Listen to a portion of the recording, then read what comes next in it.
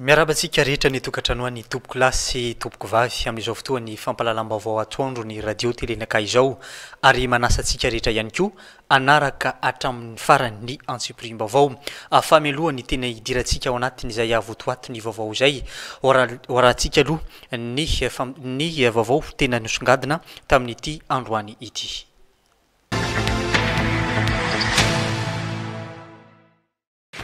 Fokotany Antany Matsajy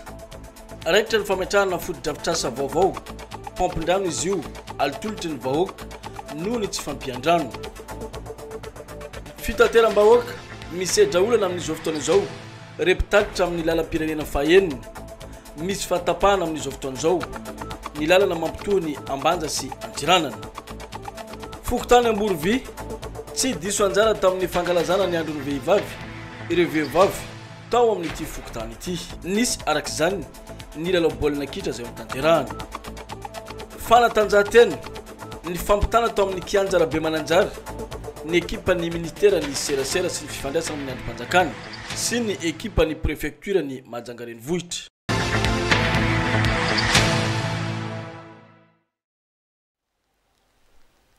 Eo amin'ny fampandrosoana ny fokotany kosa no entsika misantatra ny vaovao amin'ity atoandro ity anisan'ny olana eny anivon'ny fiarahamonina fa indrindra eny anivon'ny fokotany ireny ny tsy fisiny ireny pompindrano ireny ho an'ny fokotany ny Antany Masaja manokana dia hoisy ny foto-drafitrasa vaovao izay ho apetraka ao amin'ny faritra fahatelo eny anivon'ny ity fokotany ny Antany Masaja ity amin'ny fanomezana ny pompindrano mba ahafahan'ireo vahoaka misitraka ny rano fisotro madio eny an-toerana. Horahantsika ny fanampanazavana iarahantsika amin'ny Anise Rasimandimy. Ametrahana pompe fantsakana rano fisotro madio ny ao amin'ny fokotany ny Antany Masaja ao amin'ny vakiparitra fahatelo. Ny zava-misy ao an-toerana mantsy dia tsy maharaka ny filany vahoaka ny pompe izay efa nisy tao taloha satria vitsy anisa izany. Kany amin'ny secteur 3 zany efa misy toerana zany hitana ny association fikambanan'ny tanora mbola tsy fantatra zay fotoana anaovana an'le izy fa izy zany fa raikitra efa misy toerana natolotra an'le tompon'ny tany anamboarana ny baolina satria any zany tsisy any zany resaka vovo anankiroa ray moa le pompe le popina reny ray vovo direct. Ahitana vakiparitra 5 ao amin'ny fokotany Antany Masaja 12 ny isan'ny pompe fantsakany rano rehetra ao an-toerana mbola vitsy anefa izany ho iatrany ny lehiben'ny fokotany ka izay no antony anampina ny foto-drafitrasa io fiaraha-miasa ny mpandraharaha sy ny commune izany ho iatrany ny fanazavana ho avy ny fotoana ananganana nyty pompe ity eto amin'ny fokotany ny Antany Masaja. Raha ny eo amin'ny resaka mpifidy indray mbola voatelo monja ny olona tonga nanamarina ny anarany tao anatin'ny lismpifidianana treto fantatra tamin'io fa ny resaka fahadisoany anarana no lesika hita tao. Mba mitongava atsika reo olona mijery ny anaratsika miverifier sode mba diso na tsy ao na izay tonga aty amin'ny seniany de gaga hoe tsy manao ny asany donc président fa zay de tsy mitsahatra mihitsy manentana eto topo ka mengavy anareo zany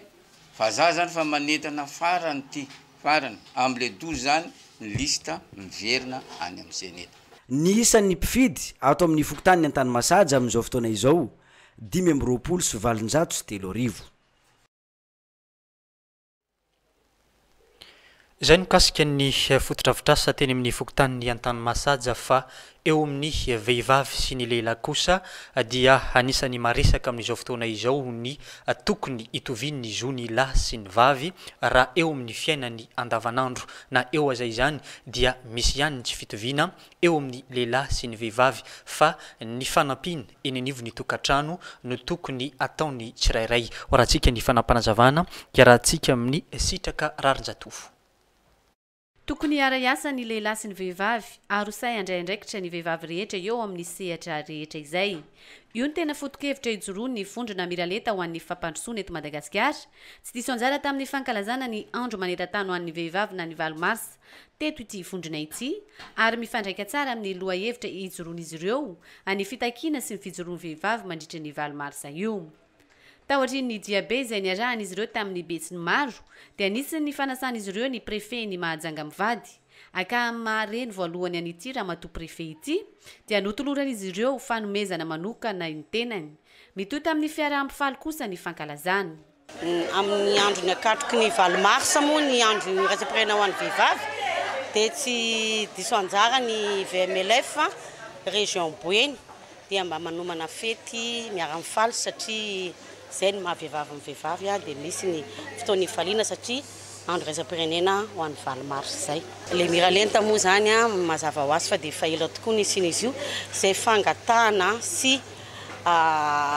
zay zany hoe tokony zany hiara miasa ny lehilahy sy ny vehivavy ary hosay andray andraikitra ny vehivavy na eo amin'ny lafiny rehetra mihitsy ny eny tokantrano na eny amin'ny fiarahamonina eny anivon'ny fitondrana indrindrindrindrindra hosa andray anjara mba ampandroso an'ny firenena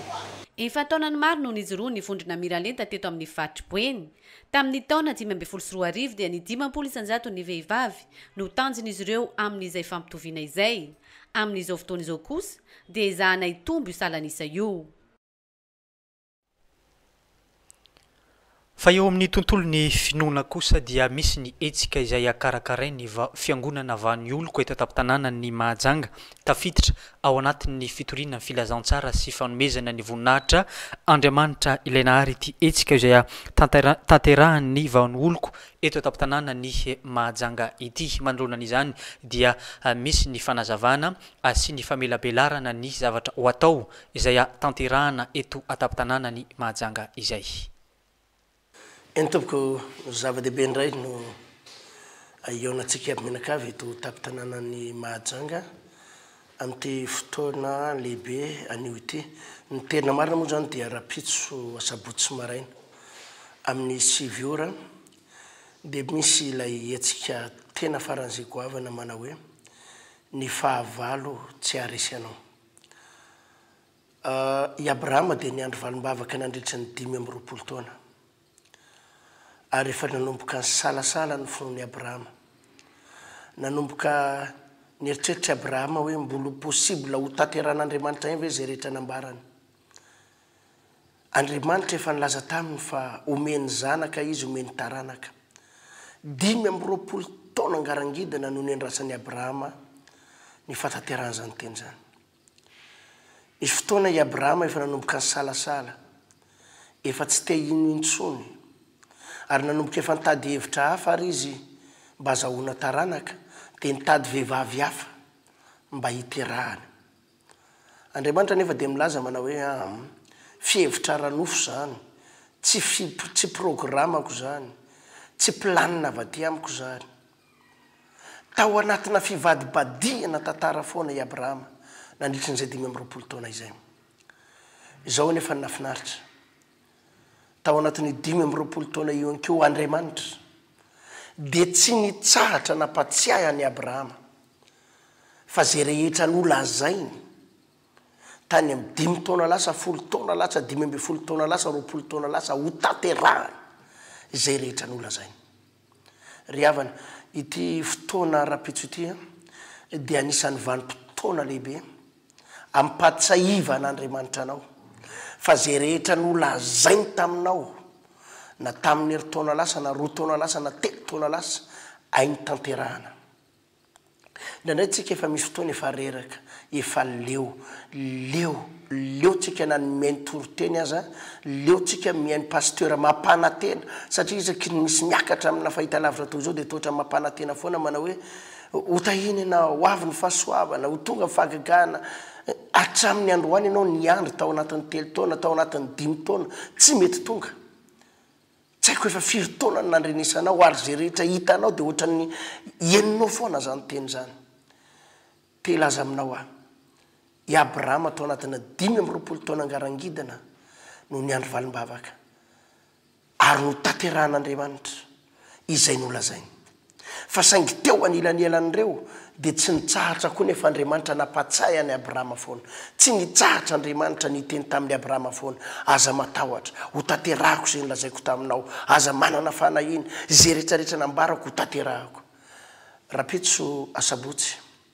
dia te hanasanao ny tenako te hampatsiahy anao Andriamanitra rapitso ary te hanafaingana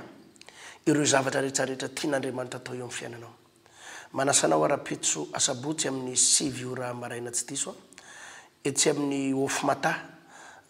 teo aloha etsy amin'ny trafivana vahoan'ny oloko moa zany na ofo mata teo aloha ambadiky ny komama no anaovantsika ity fotoana lehibe ity zay fotoana sady ampatsahiva an'Andriamanitra anao tsy hoe ampatsahivanao an'Andriamanitra fa Andriamanitra ny apatsiahanao ary misy karazana prinsipa an'Andriamanitra hoe naratsika hoe ahoana ny fomba iandrasana ireo zavatra rehefa nambaran'Andriamanitra sy tenin'Andriamanitra ahoana ny fomba iandrasantsika anio mba ho tanteran'Andriamanitra takina natanterany ny teniny tamin'ny Abrahama izay rehetra napanatenany taminao na makasika ny fanambadianao makasika ny fiainam-pitiavanao makasika ny asanao sy ny arabolanao ny fahasalamanao izay rehetrarehetra mombanao mety efa niandry ianao hatramin'izay fa raha mipitso Andriamanitra ampatsiahy ianao ndray fa ho tanterahany izay rehetra nolazainy manasanao ampitiavana be zay no natongavana eto mahajanga eto ry pijery izao fandarina eto amin'ny vaovao zao raha pitso amin'ny 7 ora maraina no anatanterantsika io fotoana io andraisanao karazana fampianarana goavana be hoe alalanao ny tena sitrapon'Andriamanitra sy ny planin'Andriamanitra makasika ny fiainanao ny tompo itahantsika dia matoky izay fa andray fahasoavana sady ianao na mbola tsy ho tonga amin'ny toerana io ary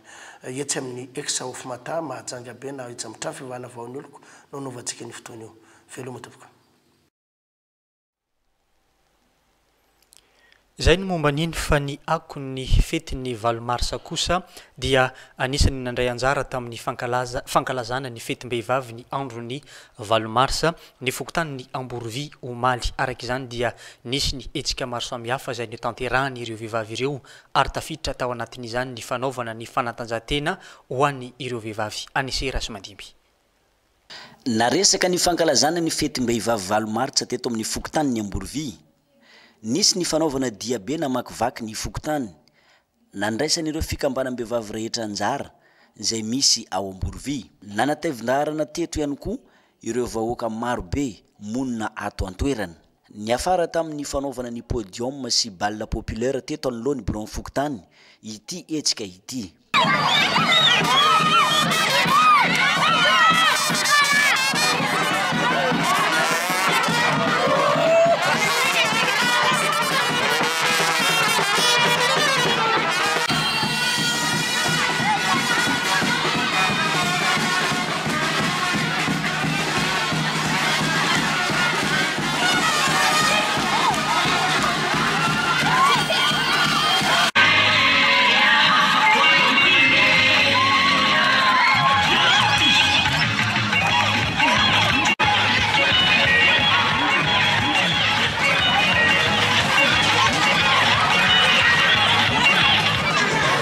ny alohavan'ny lalao baolina kitra ny faninanan'ireo vehivavy ato amin'ny fokotany Amborovy zao etsika izao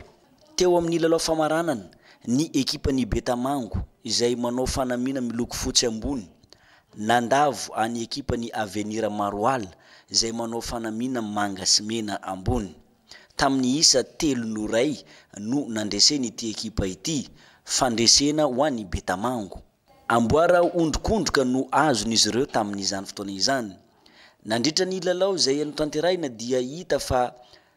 nanindry ity ekipa nandesy ity teo amin'ny fanafiana sy fampidiram-baolina zay vizazy Betamango dia faly aloha am'izao fandresena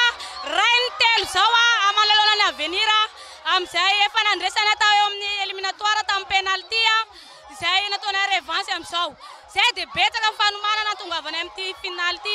ary maître sorana monsieur Frédéric antsoina hoe Léon na hoe Digiso izay mitondrana eo amin'ny football féminine tany am-piandohana dia vakiparitra misa 7 no nandray anjara tamin'ity baolina kitra ho an'ny fetim-behivavy ity Ambalabozy Betamango Sonia Danan Avenir Maroal ary club Maman Tsararivotra sy Zamotel ny ekipany Ambalabozy no nahazo ny toerana fahatelo teto nampiondroka ny GFA tamin'ny isa 3-2 tamin'ny alalan'ny tir au but Mba navana kely ohatra ny tamin'ny roa taona nasina moa ny lalaon'ny baolina ny zazavavy, nasina koa misy dansidansy fankalazana ny araka amin'ny mozika manome fisaorana indrindra moa ny vehivavy ary tsy adino koa ny lehilahy zay nanao aina tsodavatra koa nanampy ny vehivavy nameny terrain dia misaotra betsaka noho ny fanontonana ny fetintsika vehivavy ary saorana koa ny fikambanana. Tsy aivona efatra amin'ny 24 febroary teo no efa nanomana n'izao hetsika rehetra izao ho an'ny fankalazana ny valomartsa ny teto amin'ny Fokontany ny Amborovy. Efa nandeha ihany koa ny fifaninanana baolina kitra tamin'izany fotoana izany, fiarah-miasa ny eto amin'ny Fokontany sy Maître Sanga. Izay no akony fankalazana ny fetiny valomarsa ho an'ny Fokontany ny Amborovy izay. Fa eo amin'ny tontolo ny fampianarana kosa nisan'ny olana ho an'ny ray aman-dreny sy ny mpianatra amin'izao fotoana izao ny ijery ny toerana anamafisana trakefa sy ny fianarana ny fiteny anglisy. Fa indrindra ho an'ireo mpianatra vao afaka ny fanadinana baccalauréat ireny amin'izao fotoana izao dia misy ny tolotra izay nomeny ICS mba ahafahan'ny rehetra manatsara sy manamafy ny fahaiza-manao eo amin'ny tontolony izay ateny anglisy izay. Misy ny fanazavana hoentiny tompon'andraikitra eny anivon'ny ICS mikasika ny fampianarana amin'ny teny anglisy izay. Faly miarahabantsika any tokantrano tsirairay any amin'izao ora sy fotoana zao. Faly mitsidika ny tokantranonareo indray zahay eo amin'ny ICS. Inona moa ICS? ICS dia cours d'anglais zay famparitaka maneran'i Madagasikara. Efa 20 taona zay no nisy teto Madagasikara. Saingy eto Majunga no farany indrindra, 7 taona no nijoroany teto Majunga zany. Ka makasika zany cours d'anglais zany dia anisan'ny sangany eto Mahajanga zany tsy zovina amin'ny besiny maro satria efa olona moatra ny arivo nefa avy nandrato fianarana tato amin'ny ICS. Raha tsy ilatsika fa 34e promotion zao nefa vita tao amin'ny farany teo. Ary ireo olona avy nandrato fianarana tamin'ny ICS dia afa-po avokoa. Ny fampianarana amin'ny ICS moa dia tsy anavahana sarangan'olona, na olo-dehibe io, na tanora, na zaza, na mpianatra anao, na mpiasa, na olo-tsotra dia afaka mandrato fianarana aty amin'ny ICS. Raha ny olona zay afaka nandrato fianarana tamin'ny ICS dia afa-po avokoa satria ny raitra sy ny kanto no menanao amin'izany fomba fampianarana izany ary mivoatra hatrany ny fomba fampianarana manaraka ny fivoaran'ny toetrandro ihany koa. Koa andeha ary misy mpianatra sy olon-tena mpianatra tamin'ny promotion farany teo antanitsika hoe ahoana fahitan'zareo ny fomba fampianarana sy ny fahafahampon'zareo tamin'ny fianarana tamin'ny teny anglisy tao amin'ny ICS. Hello everyone, so my name is Kant and I am an ICS student. For me, ICS is a good course because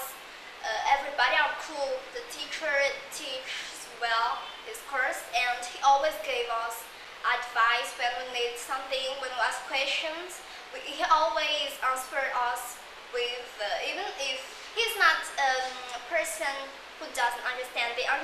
he understands our problem well and he can help us with that. And the friends too are really cool, they help you with practice and can give you advice too. So I invite all of you to come to ICS to study because it's a good course. It asks me to speak English as I am right now. So if you are interested to know English better, you can come and you will see that it's amazing to study English at ICS. Eto zay dia faly mbola manentana atsika vahoaka Majunga tongava maro fa mpampianatra dia mahafa-po manana traikefa ary manana maizy azy ary betsaka ny olona zay efa mivoaka tao anatin'izany école ICS zany. Fanarana zany cours zany dia misy araka an'izay fotoana ilainao azy, na hianatra hariva anao na hianatra maraina anao dia misy zany. Ka tonga ndray ty promotion manaraka dia manasa atsika vahoaka Majunga mba tonga hiditra amin'izany anaraka an'izany cours. Moa isika zay tsy afaka miara-mianatra amin'ny besiny maro no miatiny isan-karazany ara-potoana izany. Fa izahay amin'ny ICS dia manolotra cours particulier ho anareo zay tsy afaka mianatra amin'ny besiny maro. Manatona any an-trano zahay dia antsika no mifampiresaka mifanaraka amin'izay tokony atao fa vonanome fahafahampoanao zahay. koa raha te avoafehy izany teny anglisy zany ianao dia manasanao zahay ho tonga hianatra amin'ny ICS. Ny fandahara-potoana moa dia ny isaky ny alatsinainy ka hatramin'ny zoma amin'ny 9 ora sasany hariva ka hatramin'ny 7 ora alina ny fotoana ianarana. Ny fanomboan'ny fianarana kosa dia ny talata ho avy zao amin'ny 17 ny volana mars. Zao fotoana anarahanareo anay zay dia efa misokatra ny fisorohatana anarana dia manatona any amin'ny Dreamin TV apitany collège Saint Gabriel Mangarivitra. Ary ny toerana ianarana moa dia any amin'ny école Masera Atsara-Mandroso ambony ao amin'ny Sim. Koa raha mila fanazavana fanampiny sy anao fisoratana anarana dia aza misalasala koa miantso ny numéro téléphone zay efa mipetaka io aloha io. Izay no mikasika an'iny ny fahaverenantsika indray ny tontolony sy fankalazana ny fetiny 20 mars ho an'ny commune ambanivohitra Boanamary manokana dia nankalazaina tamin'ny fomba miavaka tamin'ny tindray mitoraka ity ny fankalazana ny 20 mars na ny fetim-behivavy teny antoerana. Omaly moa dia nisy ny lanonana mbe izay niarahan'ireo vehivavy rehetra tao amin'ny commune ambanivohitra Boanamary amin'ny fankalazana izay fetiny 20 mars izay na eo aza izany sy ny fampizarazarana ataon'ny mpanao politika ho an'ireo vehivavy ireo dia tsy sakan'izy ireo ny irahina ny fisiny izay mpanao politika izay ho rahantsika ary ny fanampanazavana mifandraiky amin'izay vaovao izay. Nafotaka izay no azo ilazana ny fankalazana ny fetim-behivavy ny 20 mars ho an'ny commune ambanivohitra Boanamary. Omaly lakamisy fa 8 ny volana martsa 2024. Nahitana solotena avokoa ny fokotany rehetra tao anatin'ity commune ny Boanamary ity. Raha ny voalaza ny filoha-pitantany ny fikambanam-behivavy eny an-toerana na dia eo aza ny fampizarazarana ireo vehivavy ataon'ny mpanao politika miezaka hatrany izy ireo ny tambatra mba hisi ny firaisan-kina eo amin'ny samy vehivavy. Lamina araka ny tokony ho izy izay vehivavy teto ary navitany andraikitra ny daholo fa ity misy indro kely hoy ny mpandrafitra zay eto amin'ny commune ambanivohitra Boanamary raha natao ity fetim-behivavy ity dia vehivavy rehetrarehetra tsy akanavaka na amin'ny antokiza izy na amin'ny antokiza na amin'ny antokiza dia tokony hitambatra hirahina ary izany firaisan-kina zany no hery. Nataonay izay marimaritra iraisana mba hiraisany vehivavy rehetra ina eto amin'ny commune ambanivohitra Boanamary nefa nisy indro kely hoy aho satria mbola misy ihany le manakatsakana andesina politika politisianina ny fetim-behivavy eto Boanamary. Zany hoe ny tiako lazaina dia nizara roa zany ny fetinay teto. Misy ny tany anilany, misy moa ny entiny ben'ny tanàna zay mandidy eto amin'ny commune ny Boanamary. Ny zavatra mampalahelo dia mitodika aminao izahay Monsieur Andriamatoa, député Rasalama, député de Madagasikara, député ny Mahajanga faharoa. Raha nanolotra omby ianao ho an'ny vehivavy fikambanam-behivavy rehetrarehetra ny 20 mars eto amin'ny commune ambanivohitra Boanamary no ianao député ny Madagasikara sy député ny Mahajanga faharoa dia io omby anankiray izay natolotra anao io tompoko dia tsy tonga amin'izay vehivavy rehetra nanantenainao ahazo azy fa ny omby dia nandeha ila ohatrany kirarony Bemla ohatran'izany koa ny vary golondroa izay natolotra anao dia tsy tonga aty amin'izay vehivavy rehetra tokony homenao azy ka miteny aminao zay monsieur le député fa izahay dia vehivavy ato anatin'ny commune ihany didinao daholo ka tokony anara-maso tsara ianao amin'izay zavatra homenao na ho tonga na tsy tonga. Etsika ara-pandihizany sy fiaraha-miala etaeta ary ny fiaraha-misakafo no nataon'ireo vehivavy nandritra ny fankalazana ny fetin'ny 20 mars. Nisy ihany koa ny omby ny vononony izay afanomezana avy tamin'ny ben'ny tanàna ny commune ambanivohitry ny Boanamary.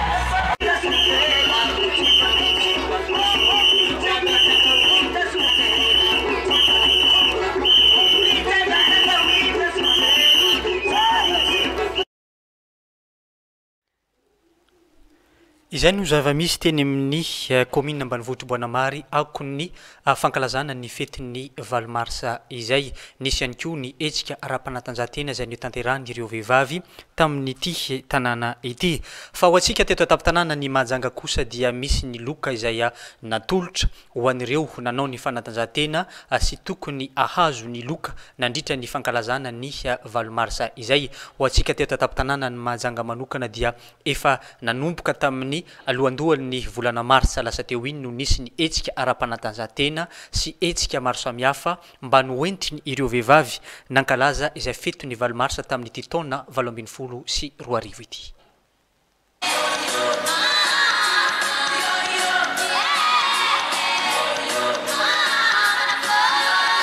Tontosana nandritra ny fankalazana ny andro ny vehivavy ny daty ny valomarsa lasa teo ny fizarana loka ho an'ireo nandresy rehetra tamin'ny lalao ara-panatanjahantena nataony ny fikambanam-behivavy avy eto Mahajanga.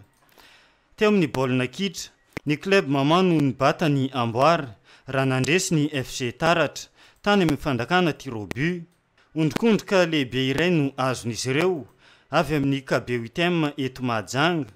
Nitovy tamin'izay ihany koa ny Amboara nomena ny ekipa vehivavy avy amin'ny finance izay tompon-daka teo amin'ny basketball raha nandavo ny ekipa ny université ny Mahajanga. Nahazo ny Amboara ho azy ihany koa ireo ekipa resy nandritra ny lalao famaranana teo amin'ny baolina kitra sy ny basketball. Taorian'izay nizarana fanomezana ihany koa ireo vehivavy rehetra manana ny tsingeritaona naterana ny daty ny 20 mars nandritra ny fankalazana ny andro ny vehivavy tao amin'ny complexe sportif eny Ampisikina.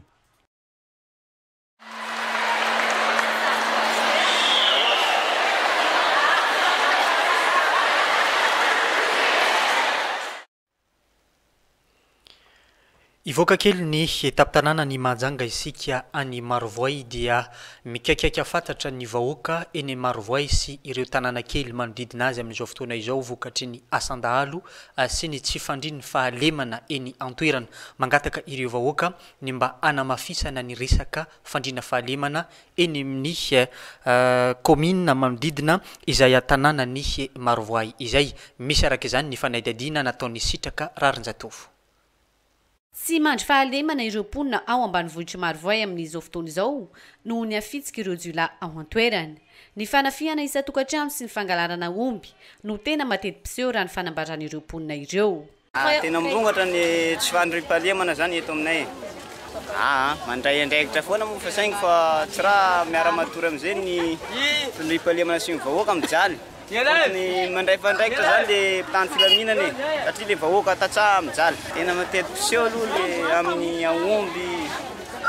sy ny dadaly manafika le isa-tokantrano tsy mandro ny vahoaka.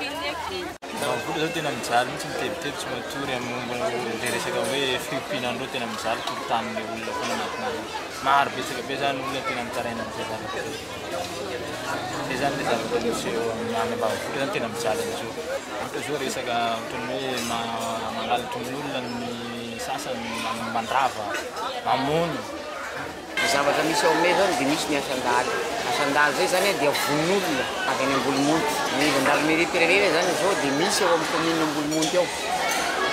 Misy ao amin'ny commune Ambolomonty. Dia tena mafy aloha le izy satria reo mitoerana eo Ambolomonty any reo fa ny asan-dara fa zay efa misy maramila koa na détachement.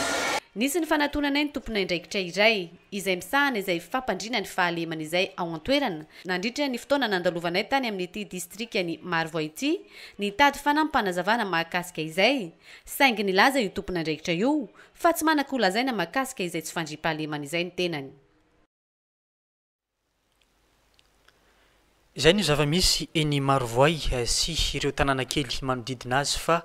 ny fampandrosoana ny faritra Boeny sy ny tapy-tanàna ny Mahajanga kosa dia misy ny vondron'olona mikambana ao amin'ny FMNS eto tapy-tanàna ny Mahajanga izay voasokajy miaraka amin'ny solombavam-bahoaka ny Madagasikara voafito teto tapy-tanàna ny Mahajanga dia i Nicolas Stéphane izany misy ny hetsika ataon'izy ireo amin'izao fotoana izao indrindra fa ny fampandrosoana ny fokotany enina amby roapolo eto tapy-tanàna ny Mahajanga manoloanan'io nitondrasan'izy ireo fanazavana mikasika ny hetsika sy ny fikambanana izay ijoroany ireto vondron'olona ireto. Horantsika ny fanampanazavana teo amin'ny micro ny Aldo Rakotoarlala.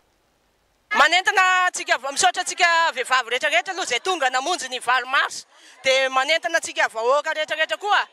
eto amin'ny faritra ny Majunga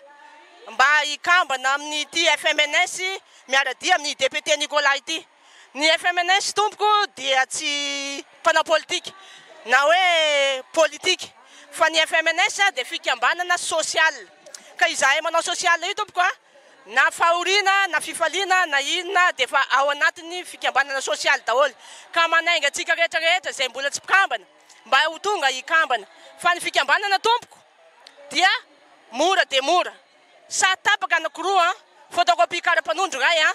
dia vola 500 isam-bolana dia efa mety hiahy ny fiainanao ray manontolo zay. Ka na fahoriana na fifaliana dia eo akaikinao Mandrakariva député Nicolas sy zahay reto miaradia aminazy. Ka dia misaotra indrindra tompoko manentana anareo ary zaho zay miteny zao ny filoha dia ny sezinay dia eo amin'ny croisement Jean Motel zahay Amborovy reto amin'ny croisement Jean Motel madame Rojona coiffure semaine. Raha tonga vonina ianao ka hilatsaka dia mitongava mitondra sahatapaka roa sy vola 500 ary photocopie kara-panondro. Misaotra indrindra tompoko. Ela velona député Nicolas. Ny FMNS dia misandrahaka 9 fokotany. Ka samia mamonjy any amin'ny faritra misy azy tsirairay fa tsy mifidy olona io fa zahay izay miteny reto aloha Amborovy. Fa ny fokotany 9 dia samy misy fikambanana miaradia amin'ny député Nicolas daholo. Raha anareo ambondrona zany dia président fokotaninareo ambondrona dia afaka antoninareo fa izy sady président ny FMNS ny président fokotany. Dia any Tsararano koa monsieur Mika. Dia ohatran'izay koa Ambalavola madame Françoise. Maro zany zay FMNS hitanao ao dia afaka antoninao daholo na anontanianao renseignement. Ny numéro téléphone-nako 032 84 870 farany. Dia 034 89 441 69. Raha misy fanazavana tianareo dia afaka tsonareo io dia afaka manazava aminareo tompoko dia misaotra indrindra. Bajito ny t-shirt dia afaka mividy daholo amin'ny fikambanana ohatran'izao t-shirt nanaovanay izao zao dia 7,000 isan'olona vidiana. Ka raha vonina ianao dia afaka mandray anao mpifaliana zay fa ao amin'ny croisement Jean Motel Amborovy dia maro ny t-shirt ka ianareo zay mpikambana rehetra koa zay tsy manana t-shirt dia afaka mamatsy anareo t-shirt zahay Amborovy. Misaotra tompoko. Miantso anareo vahoaka rehetrarehetra itsika mitongava ao amin'ny membre ao amin'ny madame Rojo mba hitondra kara-panondro photocopie sary tapaka roa dia ao misy ny karta 50 isam-bolana 500 isam-bolana io. Ka mitongava fa maro tsika ikambana aminazy ary lehilahy manao tsara io mba angataka atsika mba amaly soa anazy. Ary izy tena makatiany malagasy manavakavaka io lehilahy io fa olona fady azy manavakavaka zany fa tena hita ny asany fa tena tsara. Ary izay ary no angatanay ka misaotra anao monsieur député Nicolas fa ty za Monique miteny aminao ty. Misaotra tompoko. Zay no mikasika an'iny fa ny eny amin'ny lalam-pirenena fa enina kosa dia nahitana fahasimbana io lalam-pirenena io amin'izao fotoana izao vokatry ny fandalovan'ny rivo-doza Dioma Jules farany teo iny. Ho antsika teto an-tampon-tanàna ny Mahajanga manokana dia tsy nisy fiantraikany tamin'ny foto-drafitrasa teto amintsika izay afandalovan'ny rivo-doza izay fa tany amin'ny lalam-pirenena fa enina kosa dia nisy ny fahasimbana ho an'ny lalana raha voalazany ireo mpamily. Ho arantsika ny fanampanazavana iarantsika amin'ny ANC Rasamandimby. Tapaka ny lalam-pirenena fahaenina amin'izao fotoana izao mampitoy ny Mahajanga sy Antsiranana vokatry ny fisian'ilay andro ratsy nateraky n'ilay rivo-doza farany teo iny. Raha ny fanazavana voaray tamin'ireo mpamily mitondra fiarakodia mampitoy an'izany lalam-pirenena fahaenina izany. Potika lalana zany ro azo resana. Commence boka antsoy zisaka ambanja. Zany ro potika. Ilana fanjakana magnamboatra anazy. Andriamangirana de atafiandakana. Zany tetezana tapaka eo. Lalam-pirenena fahaenina tapaka tanteraka lalana any Amarivoraona Diego. Zay problème any. Tobila ny alatandango tam talata hatramin'izao tsy tonga aty. Ny zava-misy ao zany rivotra ratsy teo, rivo-doza nandalo tany andro ratsy nandalo tany avaratra tsy nanana iny. Iny nanapaka ny lalana namboarina voatsela io pont io vao tsy ela namboarina io nitapaka indray nanonga be ny rano tamin'io pont io teo nanapaka azy fa tonga eo amin'io pont tapaka dia manao transbordement zay le zay mpitatitra avy aty mbola mijanona ho enina alina ariary ihany ny saran-dalana mampitoy ny mahajanga sy antsiranana treto na dia eo aza ny ara-tsy-ndalana faharoa manaraka an'izay resaka frais mba mangataka zay zany mba ho 300 000 ohatran'ity zany frais fa tsy angataka frais fotsiny le passager andalo eto miady 250 nefany atao transbordement ary Marivorao na tsy mahavita frais ny tonga ary asiana manampy vola ry zareo menimenina be anararotako eto mba hoe 300 000 zany frais ho an'ny Dego am'izao tsy mahasakana fivezivezeny ireo fiara taxi brosy mampitoy ny mahajanga sy antsiranana na eo aza izany ara-tsy-ndalana izay misy ao an-toerana izany mila fanamboarana ity lalam-pirenena fahaenina ity fa tena ratsy tanteraka amin'izao fotoana izao izay mikasika ny lalam-pirenena fahaenina mampitohy ny taptanana ny mahajanga sy ny antsiranana ary mikasika ilay rivodoza dimajula kosa dia efa tsy mahakasika ny Madagasikara sy ny taptanana ny mahajanga io rivodoza io amin'izao fotoana izao raha ny vaovao ray farany fa eo amin'ny tontolo ny fanatanjahantena kosa dia nisy ny lalao ara-pirahalahiana zay no tanterahan'ny solitena ny ministera ny serasera sy ny fifandraisana amin'ny androm-panjakana sy ny solitena ny préfecture eto tanana ny mahajanga tafiditra ao anatin'ny fanamafisana ny fiaraha-miasa sy firahalahiana ity lalao zay ny tanterahana tao amin'ny kianja arabe mananjara omaly ity nanamafy ny fifandraisana sy ny fifankatiavana sy ny fifandraisana amin'ny androm-panjakana sy ny piasa ny préfecture eto taptanana ny mahajanga tamin'ny alala ny lalao ara-pirahalahiana teo amin'ny tontolo ny baolina kitra no anisany nanampirofon'izy ireo ny fifankatiavana sy ny fanamafisana ny fiaraha-miasa lalao zay ny tanterahana tao amin'ny kianja arabe mananjara omaly lakamisy favalo ny volana martsa 2024 tonga teo tataptanana ny mahajanga ny solitena ny ministera ny serasera sy ny fifandraisana amin'ny androm-panjakana ny katroka tamin'ity lalao ara-pirahalahiana ity match aty moa zany dia natao lalao firahalahiana eo amin'ny zareo ekipan'ny préfecture ny mahajanga sy zay avy eo ministera ny serasera sy ny fifandraisana amin'ny androm-panjakana natao indrindra zany le izy hanamafisana ny fifandraisana zay ihany moa serasera raha teo koa anatin'izay ary indrindra zany firahalahiana ao anatin'ny fifankatiavana eto moa zany dia mandresy ny ekipan'ny serasera faly zahay na dia manafika ty atanin'olona ao arenan'ity moa zany zay zao dia midina makany Marivoay manao zavatra ohatran'izao ihany koa zany zay sady natrika ny fampiarabana tratolotaona ny atoko SVM any toerana tafiditra ao anatin'ny fanatsarana ny fiaraha-miasa amin'ny fanatanterahana ny asa amin'ny maha olo-mpanjakana azy izao fanatanjahantena izay natao izao eo amin'ny vaovao iraisam-pirenena kosa dia omaly tokoa ny andro ny valomarsa izay afantatra ny maro fa andro ny vehivavy ho an'ny vehivavy any Espagne kosa dia ny fitokonana no nataon'izy ireo omaly tany antoerana no ny tsy fankasitrahan'izy ireo ny fanavakavahana misy eny amin'ny toeram-piasana fa indrindra amin'ny fanavakavahana ireo vehivavy ireo dia tafiditra tao anatin'izany ihany koa ny syndicat misa folo eny antoerana no nanao ny fanetanana ka tonga izao fitokonana ho an'ny vehivavy any Espagne izao ho arahantsika ny fanampanazavana iarahantsika amin'ny Aldo Rakotoarlala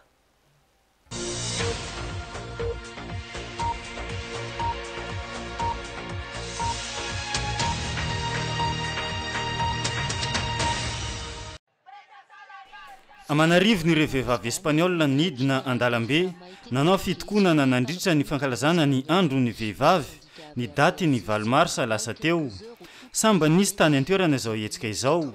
syndicat ny piasa misa folo no niantso izao fitokonana ataon'ny piasa any Espagne izao ary nampiato tanteraka ny asa rehetra any antoerana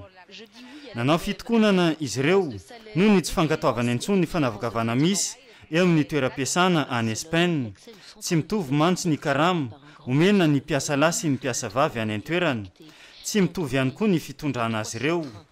nisy fiantraikany tao Barcelona io fitokonana io satria nitohana tanteraka ny fifamoivoizana ary nisy korontana ihany koa teo amin'ny fandehanana ny metro efa fantatra mialoha ny fisiany izao fitokonana izao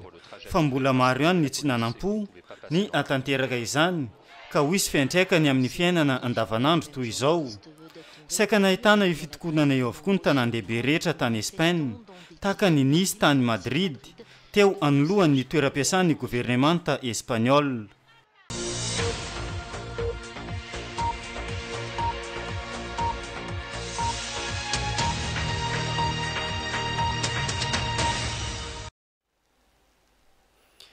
Iny ihany koa tompoko lasy tompoko vavy no entina namarana ny vaovao tamin'ity atoandro ity ankasitrahana antsika rehetra nanaraka hatramin'ny farany ankasitrahana ihany koa ireo namana mpanao gazety sy ireo teknisianina nandrona masaka nafahana nanolotra ny vaovao tamin'ity atoandro ity. Ny tenako mametraka ny veloma mandrapitafa ho amin'ny manaraka indray veloma tompoko.